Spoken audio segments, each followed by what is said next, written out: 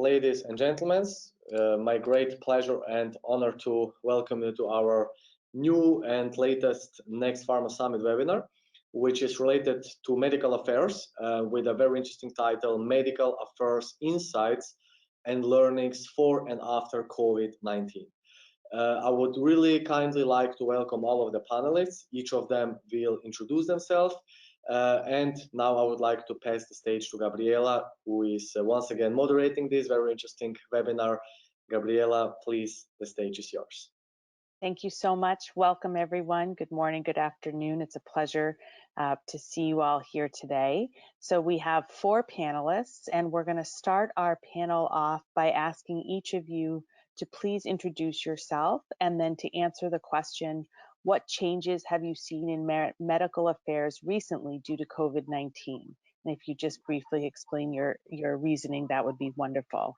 So Marijo, can we start with you? What changes have you seen in medical affairs due to COVID-19? Hello all. Hello, Gabriella. Thank you for introducing. First of all, I'm Marijo. I'm the general manager of MMI, which is part of Vida Group and belongs to M3. What do? We provide drug information, regulatory and scientific content, connect this content, and have clinical decision support in place. Referring to your question, as we have a quite big ecosystem, we are online, we are integrated, we saw a massive growth in online, more than 400% since end of last year. We saw throughout the countries, just to mention my Spanish colleagues from Vademecum, timing differences. Although this is a global pandemic, we saw certain professional fields, especially cardiology, pulmonology, rising, having very high interest, and we saw that doctors, and I think this is something we will discuss today, are interested in certain topics and certain information, and are expecting this in a narrow window. And this is what we saw through our data, but more to come later on. Great, wonderful. Thank you so much. Manfred, if I could ask you to introduce yourself and answer the same question about the changes you've seen in medical affairs due to COVID. Yeah, thank you, Gabriella. Well, first of all, some words to myself. I'm not working in medical affairs, but I'm responsible in Almirall for pharma affairs, which is also an important function. I cover regulatory affairs, pharmacovigilance, and compliance. And I think the compliance bit is the most affected one at the moment during Corona, because we had lots of discussions, and the relevant discussions, relevant changes during the Corona pandemic is that we had to adapt all our approaches to not one-to-one, but to a digital one. So there were some needs we had to cover, and also to learn, not only the doctors, but also ourselves. We had to learn a lot how to manage this. And the other thing is we realized that we had not enough opt-in approvals. So this was the first challenge we had to tackle. And another challenge is to fill the communication with content. And the other thing is to cooperate intensively with the colleagues outside, so MSLs and reps, to understand the current options, the current possibilities to get in touch with doctors, and then to communicate in a proper way. So, but the rest, then more a little later. Great. Wonderful. Thank you so much. Alex, can we ask you to introduce yourself and answer the same question? Yes, Gabriela, thank you very much. I'm Oleksandr Gorbenko. I'm working in IPSEN. My position is Global Patient Centricity Director. By background, I'm medical doctor and PhD in public health. So I've been working in pharmaceutical industry over the last 20 years. And to be honest, it's a current COVID crisis. It's absolutely unique and with having a tremendous impact on different types of businesses. That's always my observation. So I had 20 years in pharmaceutical industry, and last 10 years I'm working in medical affairs, and actually in several companies, including GSK, View Healthcare, and started in patient affairs last year with IPSEN. So actually patient affairs, as you know, patient centricity department, as you know, is a traditional part of medical affairs. To some extent, it depends. However, medical affairs, it's absolutely natural. We're dealing with patients via doctors, pharmacists, we're dealing with patients, which is definitely mitigates any risks. And over the last time, so my main area of responsibility is embedding patient voice across R&D, across value chain. So starting from medicine development, starting from target validation, and ending with phase 4 clinical trials, so medical affairs clinical trials. Actually, my main observation of the last 3 months, I would say, it's a big crisis, and actually it's a mostly appointment crisis. We call this appointment crisis. What does it mean?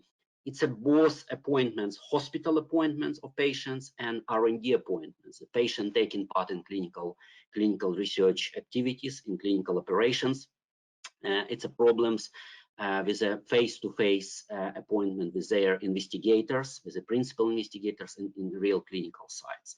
So really, it's a both areas. So hospital appointment, just traditional treatment patients have with, and just their relationships. They prefer to have face-to-face discussion with patients, which creates a huge confusion and huge disappointment.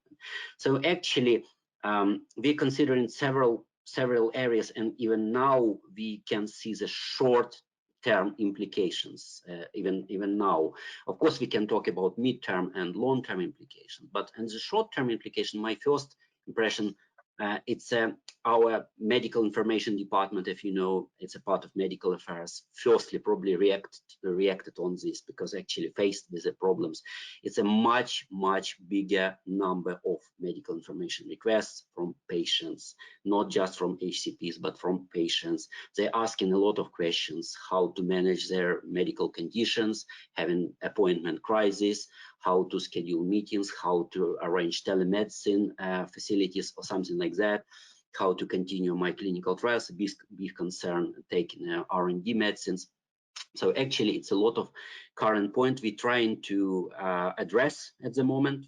I would say we are addressing that, but actually, it's a big challenge, current big challenge with information, with the hopes from patients, and of course, we need to manage that as an industry.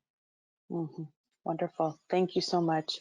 And Tony, if you could introduce yourself and then just answer the question, what changes have you seen in medical affairs recently due to COVID? That would be wonderful. Thank you, Gabriela. My name is Tony Burón. I'm the regional head for medical in Novartis. I've been working in pharma for the last 19 years, so not 20, Oleg, only 19. And I probably would be easier if the question were, what hasn't changed? Because everything has changed, right?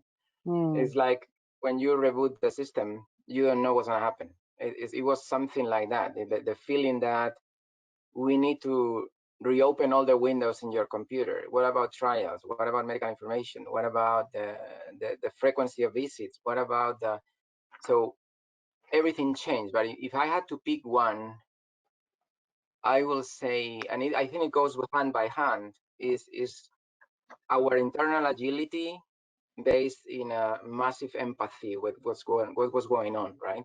Normally, if if an approval for an investigator initiative takes 3, 4, 5 months, in this case, because of the empathy with the situation, we could approve IIS or IITs in 2 weeks, or even in 48 hours sometimes.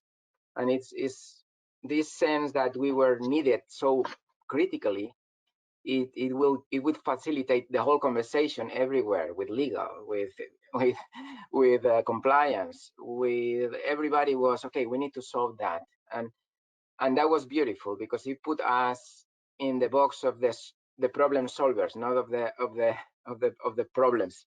When we discuss many times with authorities or with legal, we are part of the problem, and this time we were part of the solution, and that created a massive sense of urgency and working together with the system. And medical was at the core of that, because we were everywhere trying to solve compassionate use, trying to solve approvals of our studies, information in minutes about the dose or not dosing, or the patient can go or not to the hospital. Everything happened in real time. Nothing can wait. You cannot wait. So everything had to happen in real time, and that creates a sense of urgency that was beautiful to see, even if it was scary. I can tell you. Yeah, wonderful. Thank you. So Mario, I believe you have some slides that you want to share as we start to dive into our first question about what are the patterns that you're seeing in terms of what doctors need and how they're governing information. I want to also invite and encourage our attendees to please put your questions in the question chat. If you have any, we'd love to answer them, and please feel free to do that starting whenever your questions arise. So Mario. Thank you, Gabriela and Tony. This was kind of a introduction of what I will present right now. As said, what kind of data will I show you in 2 slides? And some of those data are well known. Some of those data may be new to you. Those data are coming from the workflow, as we are in about 1/3 of the German hospitals that are using our data, so we can detect risks with our CDS and help doctors avoid those risks in terms of best treatment. So yes, indeed, referring to you, Tony, this is a real world or real-time crisis, and what we discussed internally, what we discussed externally, what was how do you guys communicate? What are the doctors, especially the doctors, looking for in times when there is no sales force out there, which that discusses patient cases, studies, and risks. So what we see here on the first slide on the left, that's clear to everybody. Since the crisis started, obviously prescriptions got massively down, but this is nothing new. And you see the lockdown in Germany was about 22nd of March. But coming now to the more important, more interesting findings we looked on a daily basis on our data. And one of my colleagues said one sentence, this was: uncertainty leads to abnormal behavior. And what was at the same time clear, that doctors are looking for information for these so-called off-label drugs like hydrochloroquine or lopinavir or others. So this information consumption was rapidly growing, while other information consumption was going down. Doctors, as we know from our polls, are looking for dosage, contraindications, side effects mainly. And we ask ourselves, okay, this is what doctors show us in a quite narrow window, quite narrow period of time, that they need information, that they are looking for reliable, validated information. So what are you guys doing at this very moment when they need those information? And this is why, Tony, this was wonderful as an introduction. And we ask ourselves, do you know what doctors are now looking for? Maybe one slide back, Dario. How are you reacting? When are you reacting? And I think this is a typical medical affairs topic. Are you aware of all the risks patients have? Obviously, you could have as a pharmaceutical company if your product is not used in the best way. And now, please, to the next slide, Dario. So then we got deeper and took the famous hydroxychloroquine, the so-called Trump drug, and we looked at the behavior of the common public, and therefore we looked at the Google search trend and compared it to the 100% doctors information behavior in the workflow information system. And what we interpreted was the following. There were some events. You see them in this chart. And what was clear to us, the doctor's information started earlier than the Google trend in Germany. This is just referring to Germany. And by the way, it's interesting that our Spanish colleagues were 2 weeks in delay for hydroxychloroquine, which has to do with the national health system.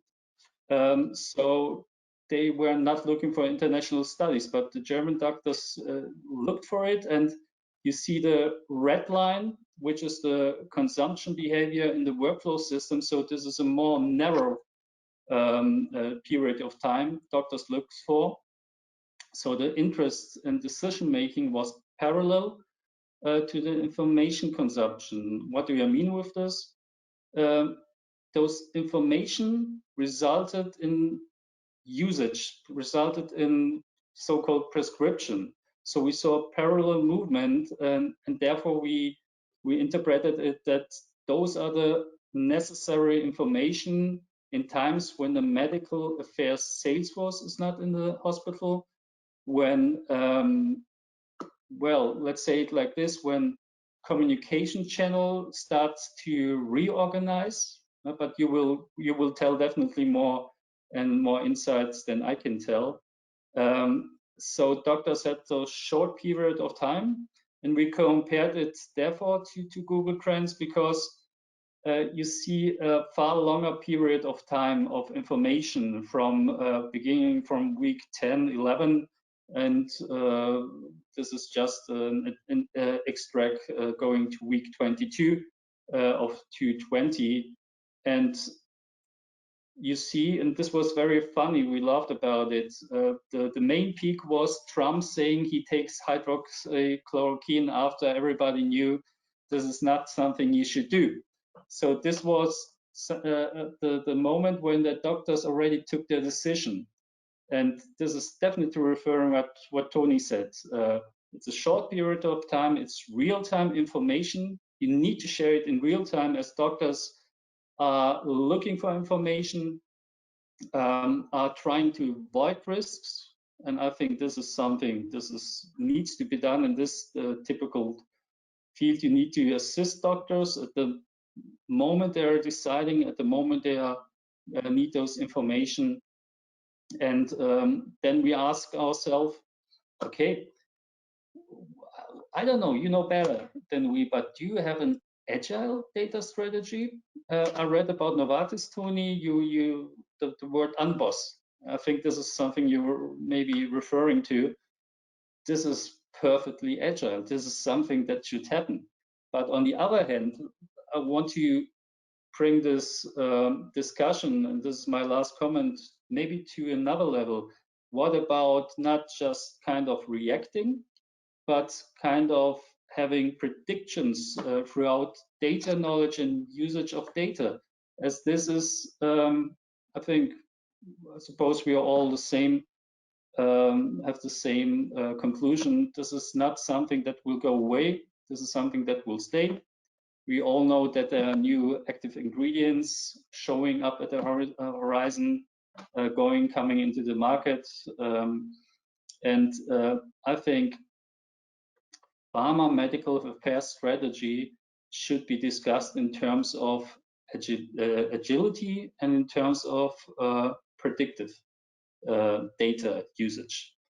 And this is just to make it short, as I know that you guys have lots of important topics. We analyzed this obviously with the pulmonary disease, with antithrombotic usage, which was very interesting, as you could imagine.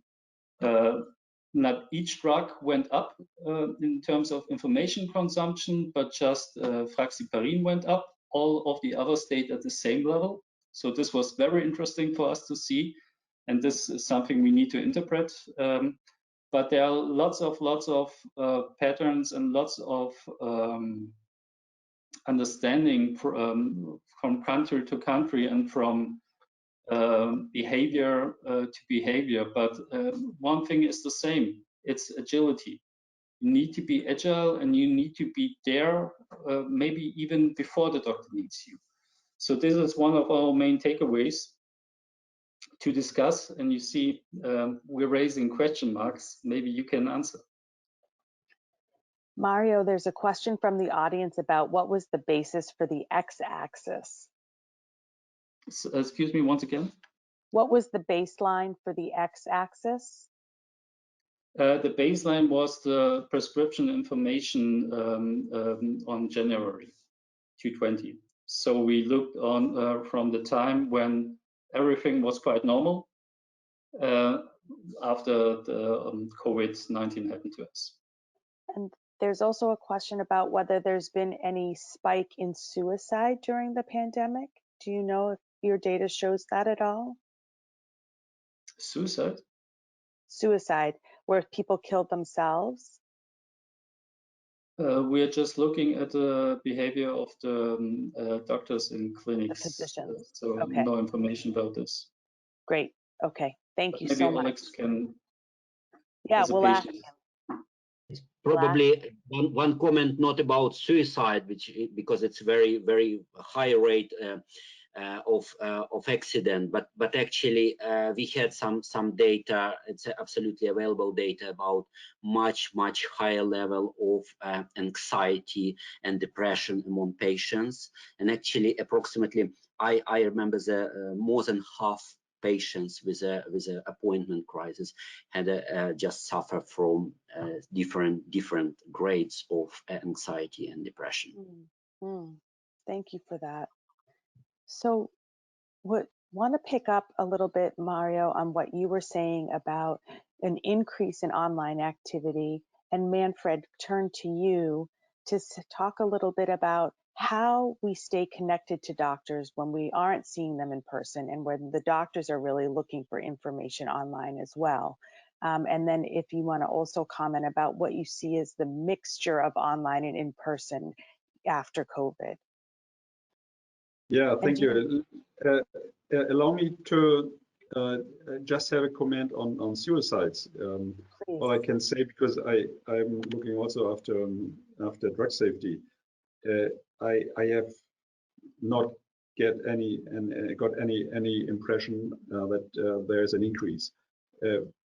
But what I suggest, and what I think is really important for a company, is to put the patient more in the center, and to clearly look on your own activities and your own options, whether there's a benefit for the patients, and rather than for the normal business. But I would like to touch this also in a minute. So I think the question for pharmaceutical companies was how to make the best use of the Corona situation.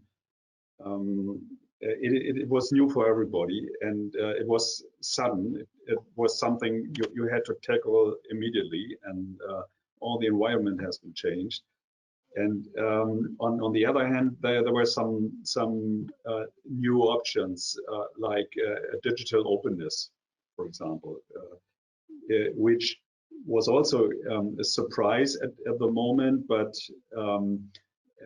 then it got a really speed on developing this internally.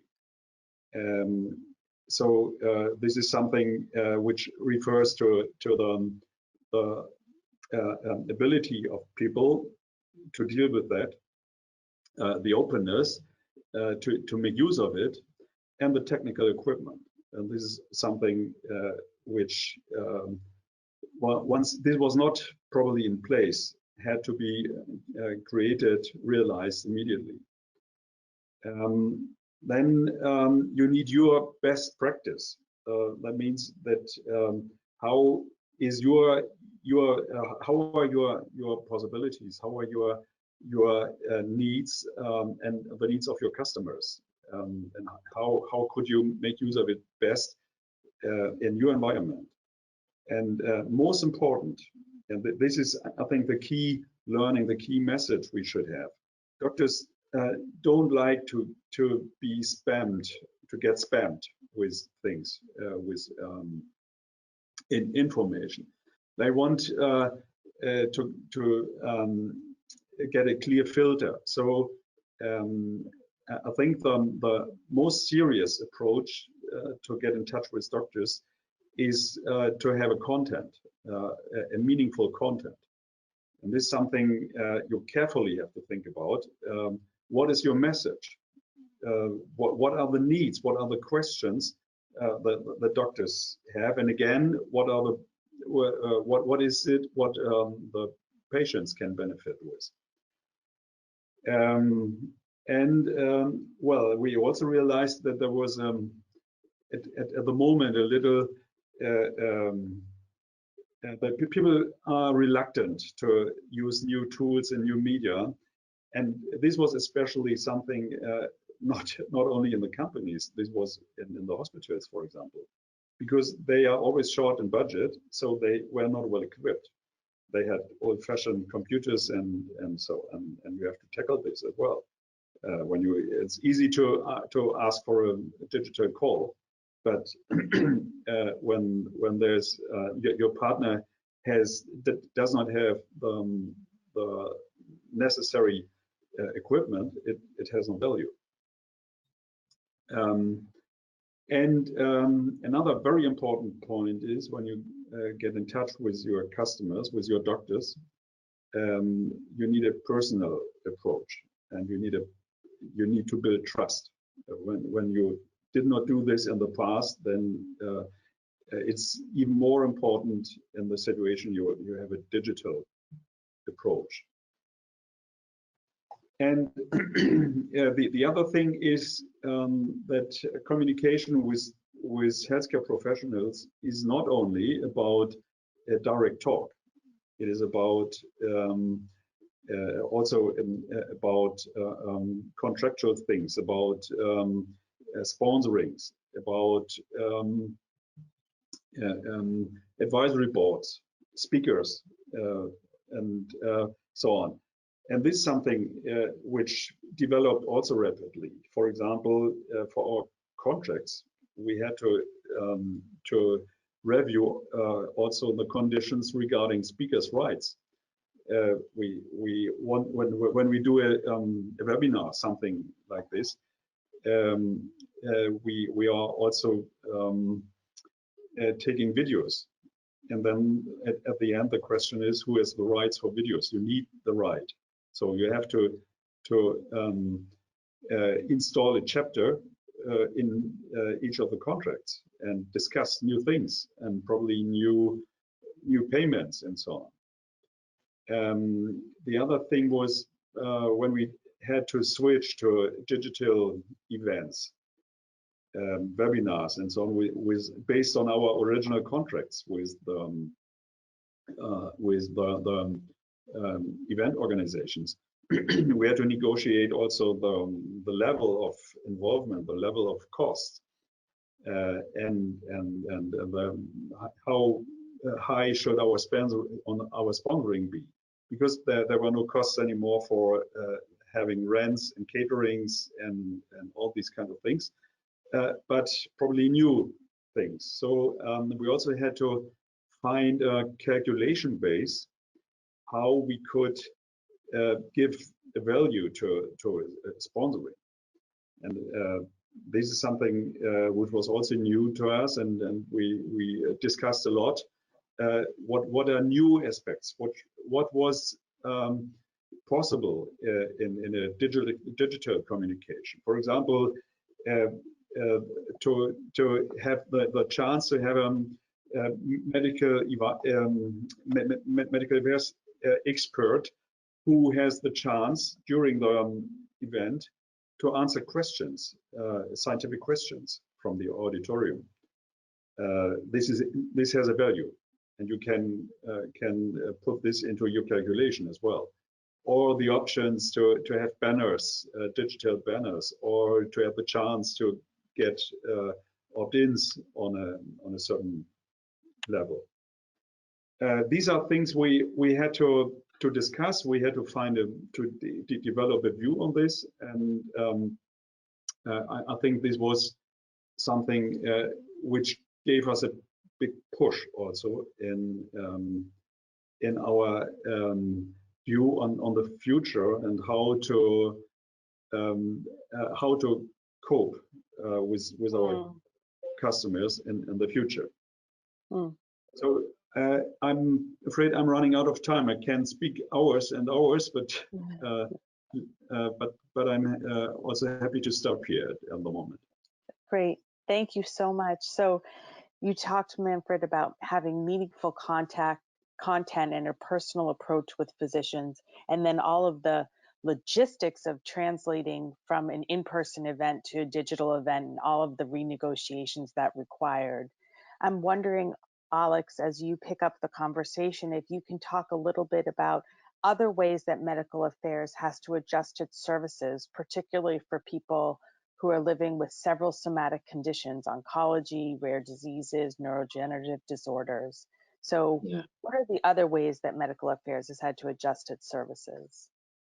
Yeah, thank you, Gabriela. So actually, I would say the first of all, as I mentioned, it's a very short-term implication. So just a couple of weeks ago, we published an internal paper for communication, and I contributed to this paper, and we considered short-term, mid-term, and long-term implications for all company, but mostly a lot of changes for medical affairs and delivery of our services for people living with medical conditions.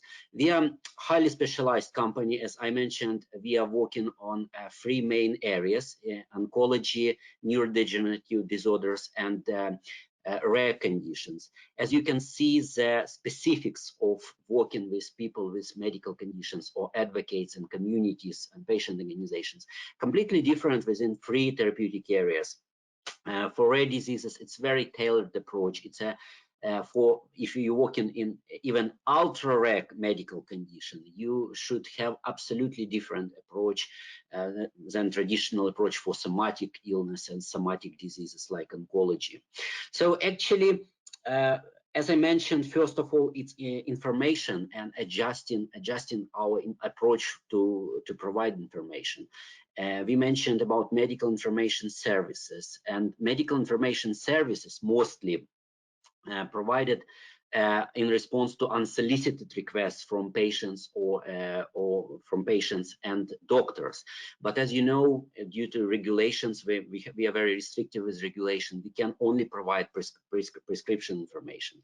But over the last couple of months, patients asking more and more new questions and about comorbidities, how this medicine, our medicines could be used for COVID comorbidity or COVID infection, for example, or another questions about possible drug-drug interactions and safety concerns, how drugs prescribed for background medical condition could be interacted potentially with drugs using for COVID management.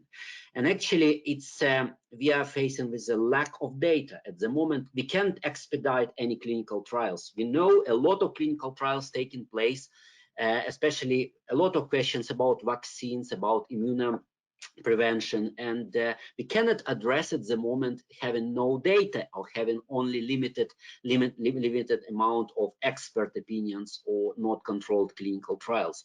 So it's a main challenge, and medical information now mostly initially worked mostly on HCP unmet needs and questions, but now more focusing on patients. And actually we should be very careful with that and should definitely provide very balanced information, what we have so far, what we can only to provide, and also working closely with HCPs and cross-referencing with HCP and investigators. Another point, another big challenge for medical affairs, I think it's a separate section of our interactions called patient support programs, PSPs. Patient support programs and services, it's a traditional activity, very traditionally developed activities over the last 10 years. It's traditionally post-authorization activities upon prescription by treating physician, just to make sure patient understands the treatment, understand how to use these pills or how to use these injections or frequency of visits or something like that. And we must admit that the profile and type and format of patient support programs definitely is changing, and we need to tailor more and more patient support programs to current ongoing unmet patient needs. It could be patient needs because appointment crisis, it could be needs firstly for service delivery and telemedicine delivery, because a lot of more and more patients now, approximately 65, if I remember, 65 up to 80% of appointments replaced by telemedicine facilities. And actually this appointment, we should be really careful and actually working with, again, with both with HCP and patient organizations to find the right format of providing information, and actually significantly switch type of patient support programs. It could be even medicines delivery to home, for example, for rare conditions patients, because they're really struggling with specific delivery services, for example, or providing medical services at home. So nurses, R&D nurses in particular, should be trained appropriately how to provide medicines, especially intravenous medicines or injectable and injectable medicines to patients for long-lasting treatments, to ensure very smooth transition and compliance and adherence to the treatment, which is absolutely critical. So it's for midterm. Actually, what we are doing now, we increase the number of patient support programs actually, and so it's very tailored support programs. It's not just general, but upon request from HCPs and upon request from patients, especially patient associations. We have a permanent contact with them and asking. So my first question to my patient association, patient organization colleagues, just how are you? What are the main challenges you face, and what patient facing the main challenges? Please explain me. And the third big point, I think, from my side, it's a digital transformation, because it's not the secret, not surprising for everyone that we are replacing step by step digital technologies more and more. It's a couple of months ago it should be, and now it must be. So it must be. We need to replace, as I mentioned, telemedicine activities. So it's a digital activities. We need to find the right format.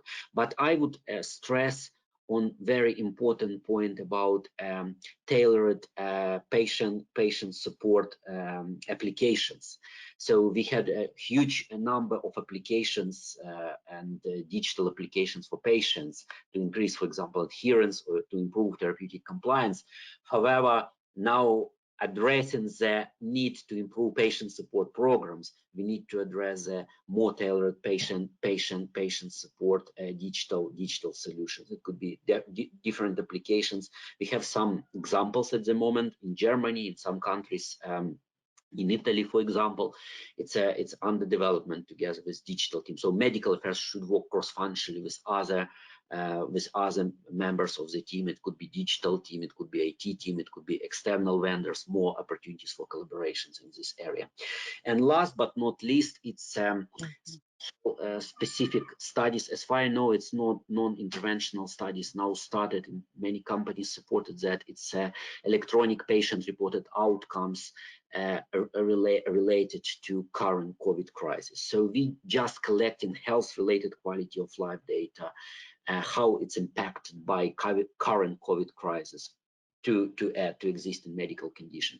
So actually, it's probably we can see the new reality with new types of patient-reported outcomes. And actually, it's really important now to have this, and for the future steps to ensure we using these validated tools. So it's next step to validate these tools. I really like the comment from one patient advocate. I attended one webinar, and one patient advocate expressed it. Okay, I think industry and patient organization and other stakeholders, HCPs, are almost ready to use to explore new digital reality and to use new digital tools and applications.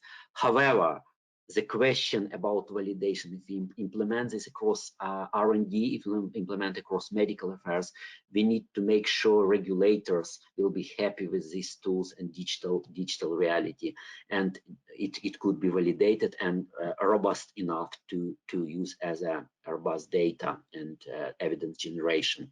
So actually, it's my points. Probably other panelists can add something, but from patient perspective, definitely patient organizations and patient perspective, it's really big a challenging time, which definitely requires new work, new activities from medical affairs colleagues. Thank you so much, Alex. So we heard a lot about innovations in tailoring approaches for PSPs and the digital transformation around patient-reported outcomes. If I can come to you, Tony, and ask a little bit about what you see as the value that medical affairs can bring to the crisis, bring after the crisis is over, or the continued value, especially as relates to the need for a strong, innovative pharma sector. So picking up on this theme around innovation, what do you see as the role of pharma going forward? Yeah. So look, I mean, as I've been working in innovative companies for 20 years, and it was sad that every time I went to introduce a new treatment, and I had to ask for a reimbursement or to be included in the formulary, I was basically blamed of bringing innovation to the hospital or to the country. And right now, I think it was never easier to clearly explain the role that innovative companies bring to the society. It's true that our natural sin in this industry is selfishness, right? We are accused of being selfish, that we are here to make money, etc. But I think this situation brought us to a point that we clearly show the role that we are fulfilling in this world. That is basically bringing hope for those that they don't have cure, right?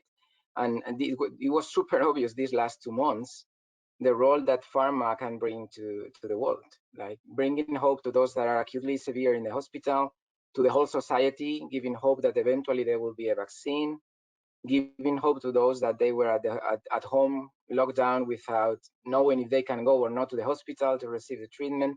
So pharma brings hope. And I think that's we work for. And I mean, as a doctor, I've been many times asked, why did you move from your office to the pharma sector? Because I bring hope to more people. And now it's much easier than ever to explain that, right?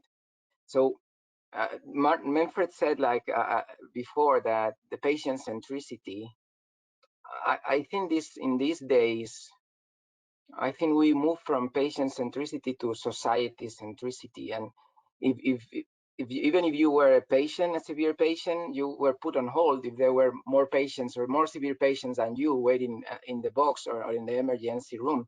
So in these last 2 months, it's all about solving the society issue we have.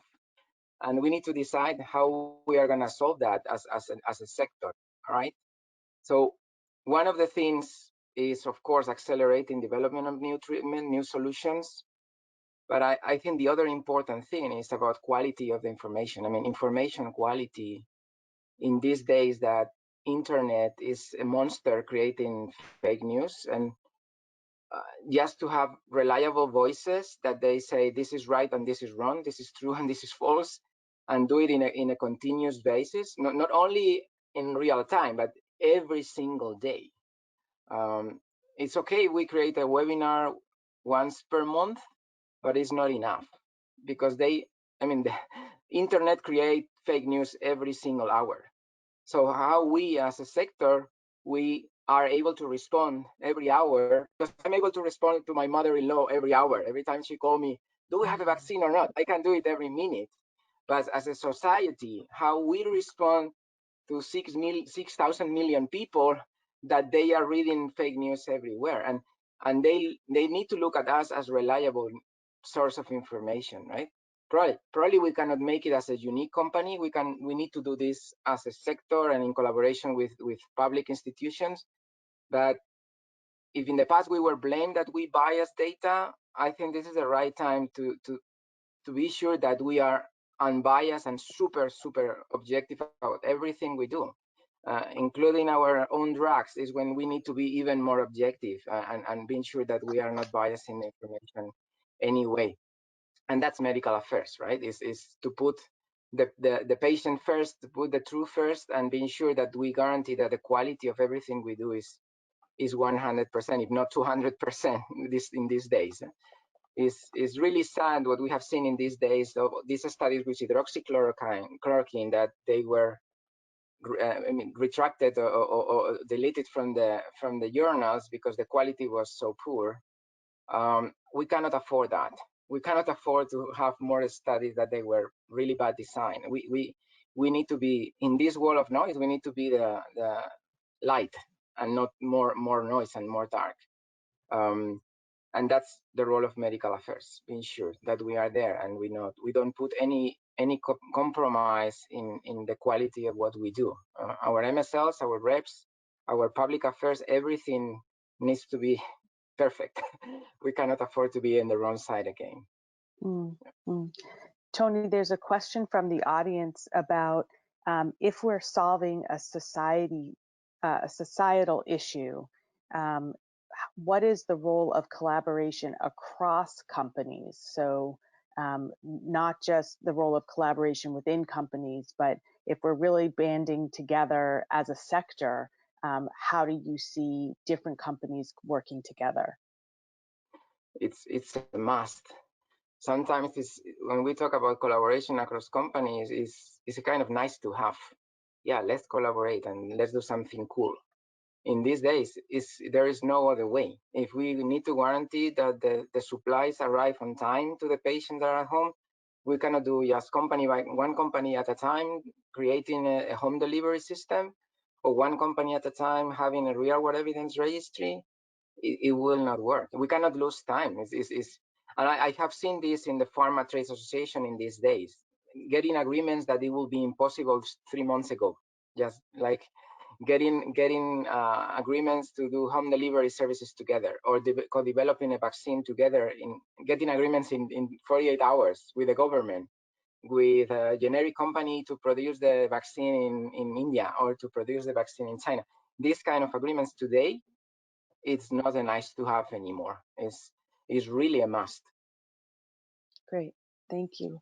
Alex, there's a related question, which is, if this is a societal issue, what is the role of patient stakeholders in trying to solve the problem? So patient stakeholders, it's a critical role, because first of all, we need to remember why we are going to our work every day. We're doing for ultimate well-being of patient, ultimate goal, well-being of people living with medical condition. So we need to start from patients and working with patients for patients. So it's absolutely no doubt. I think the main counterparts, I completely support Tony in terms of collaborative efforts. We need to work collaboratively with patients. We established this model. I think all companies have this model. We have relationship owners. It should be in Europe, it's except United States, it should be non-promotional function, traditionally medical affairs or public affairs. And of course, alongside owners, everybody from company can work with patients and can collaborate with patients, commercial department as well, and market access department as well, and legal and HR, so everybody. But actually, we're talking about just relationship owner, just for good coordination. If we have big patient organization, we have counterpart in patient organization, we have counterpart in the company. So two counterparts. But actually, it's a cross-functional subject matter. What topic, what question to be discussed, what question to be solved.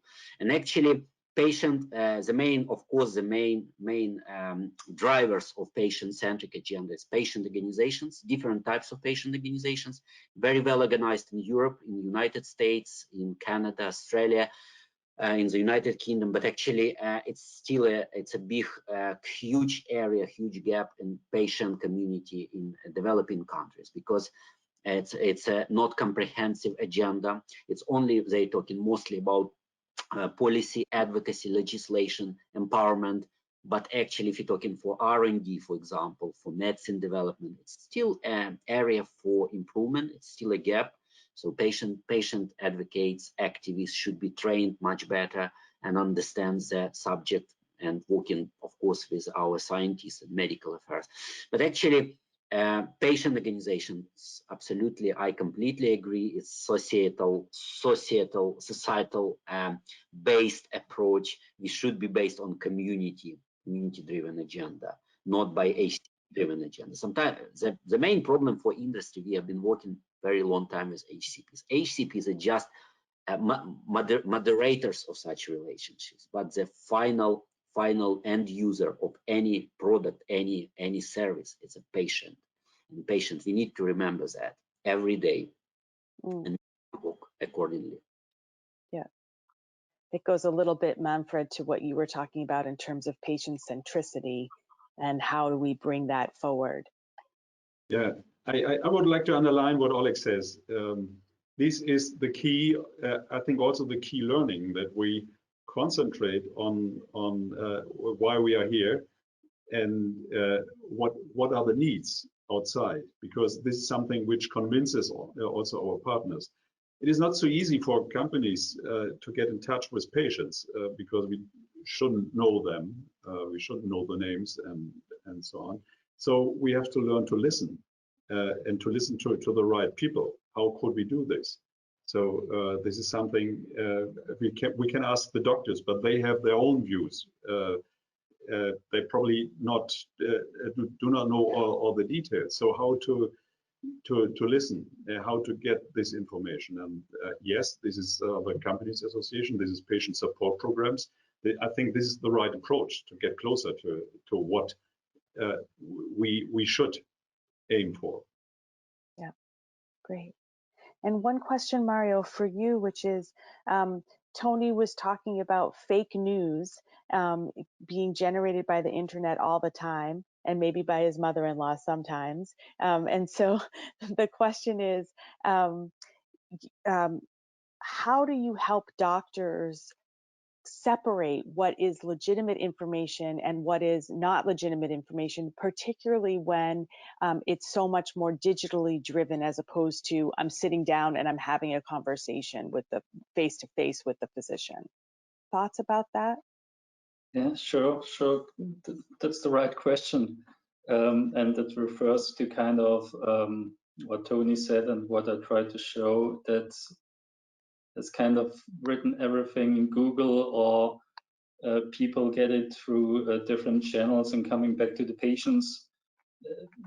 I'm with you guys. The patients should be informed, but on the other hand, I would like to raise the question: is you cannot forget the HCP to be empowered, especially when it comes to risks and assistance.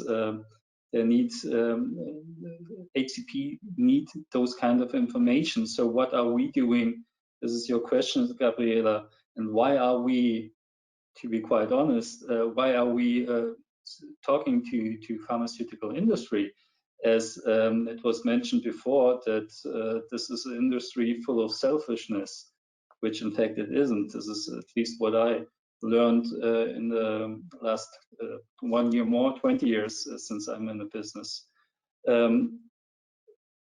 We really believe that nobody knows its drug better than the pharmaceutical industry does. And what we are doing is we are kind of cross-checking those kind of information with a neutral medical board and just providing information to the market, especially when it's part of the workflow that is double-checked and approved by neutral instances. I'm always joking when I'm talking to my colleagues. I have less to say than Tony has to say in terms of his mother-in-law when it comes to information we are providing. I'm the last one that's being asked because the external medical board decides, and not we, not the pharmaceutical industry. So we have a kind of neutral board that puts their thumb up or down. And this is, I think this is key when it comes to trustability, when it comes to assisting anybody, patients, doctors, with neutral informations. And this is how we, at least how we do it. And if it's marketing, we make it clear that it's marketing, and this is just referring to online. We're in the workflow, we do not provide any marketing. Great. So in our last 3 minutes, we just want to go around the room really quickly, and just if you could answer the question, what do you think is the most important thing for medical affairs in the next 6 to 9 months to be paying attention to? That would be great. Alex, can we start with you? What's the most important thing for medical affairs in the next 6 to 9 months? I think the most important thing is a patient support program, as I mentioned, because it's absolutely it's available opportunity, and it just needs to be co-developed with patient organizations, patient associations. It's additional opportunity to be closer with them and to discuss with them and to design and to develop this good patient support program to tailor current unmet needs of patients. Wonderful, thank you. Tony, most important thing for medical affairs? Can I say two? Yes, you can. One is to be sure we don't put clinicians at risk by forcing events, massive events, training, running too much. I think we are still in a risk of having a second wave of this. So let's be prudent and not forcing too much the physical face-to-face events, etc. So be cautious about that. And the second one, I think, is also to be the voice of those that have been with other diseases waiting to be attended. And because right now it was corona, but there are millions of patients waiting for their own treatment with other diseases that are not corona, and they have been waiting for 3 months, but they cannot wait more. So we need to be the voice of those guys too. That's great, thank you. Manfred? Oh, you're on mute, Manfred. Yeah, I think it's most important to identify the right needs and the most urgent things doctors and patients need. So center is the patient, but we also need the doctor as our contact. And we have to develop the right formats to talk to them, to communicate, to have new kinds of events, to have new tools to chat, to have other formats which bring us forward to this target, to this need. Great, thank you. And Marijo, closing out our room. Well, I think it's important to consolidating the structure, looking to be prepared for the upcoming events, and this is, as I mentioned, going to stay, and there will be some new events. If it's not Corona, it will be other ones, and observing data and constantly interpreting real world data. I think this is key. Times changed, and you don't have the time to react months later. Great. So with that, I want to thank all of our participants for joining us, and thank all of our panelists and Dario for organizing us all together. And I hope you have a great rest of your day. Dario. Thank you very much once again. It was very insightful with fresh data about medical affairs, and let's see what time will bring us, right? Thank you very much, all of you. Thank Bye. you. Bye. Okay, thank you all. Bye. Bye.